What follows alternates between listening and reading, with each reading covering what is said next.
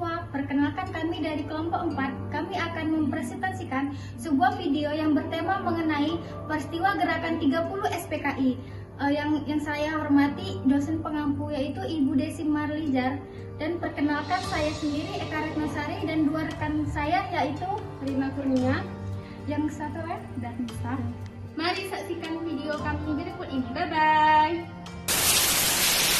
Gerakan 30 September atau G30 SPKI merupakan sebuah peristiwa berlatar belakang kudeta yang terjadi selama 1 malam pada tanggal 30 September hingga 1 Oktober 1965 yang mengakibatkannya gugur 6 jenderal serta 1 orang perwira pertama militer di Indonesia, dan jenazahnya dimasukkan ke dalam suatu lubang sumur lama di area Lubang Buaya, Jakarta Timur. Penyebutan ini memiliki ragam jenis. Dari Presiden Soekarno menyebut peristiwa ini dengan istilah G-Stop atau Gerakan 1 Oktober, sementara Presiden Soeharto menyebutnya dengan istilah Gestapu atau bisa disebut dengan Gerakan September 30. Dan pada order baru, Presiden Soeharto mengubah sebutan menjadi G30 SPKI, yaitu di mana Gerakan 30 September PKI.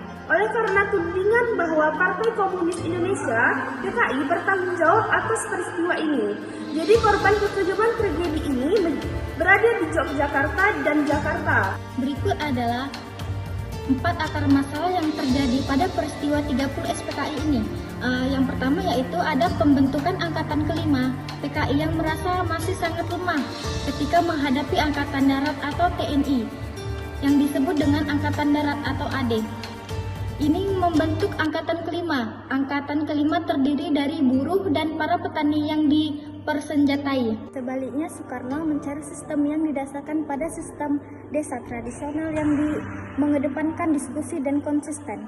Dia mengusulkan campuran 3 unsur nasional, agama, komunis menjadi pemerintah kooperatif. Hal ini dimaksud untuk memenuhi tuntutan 3 fraksi utama dalam politik Indonesia, yaitu tentara, kelompok Islam, dan komunis. Masalah yang kedua yaitu adanya Nasakom atau bisa disebut dengan ideologi nasional, agama, dan komunis yang dicetuskan oleh Presiden Soekarno yang juga dilatar belakangi oleh peristiwa 30 SPKI yang dikutip dari buku yang berjudul Histories of Modern Indonesia pada tahun 2005 karya Vickers dan Adrian. Nasakom merupakan konsep politik ciri khas demokrasi terpimpin. Pada tahun 1956, Soekarno secara terbuka mengkritik demokrasi parlemen yang disebut berlawanan dengan gagasan harmoni Indonesia. Pada Juli 1959, parlemen dibubarkan oleh Soekarno mengeluarkan ketetapan konstitusi berupa dekret presiden. Dia mendapatkan dukungan penuh dari PKI. Sebaliknya, ideologi ini ditentang Angkatan Darat karena dianggap dapat melancarkan rencana PKI mendirikan negara komunis. Selanjutnya, akar masalah yang ketiga adalah konfrontasi dengan Malaysia. Malaysia sebagai negara federasi yang baru terbentuk pada 16 September 1963 juga menjadi akar masalah peristiwa G30 SPKI.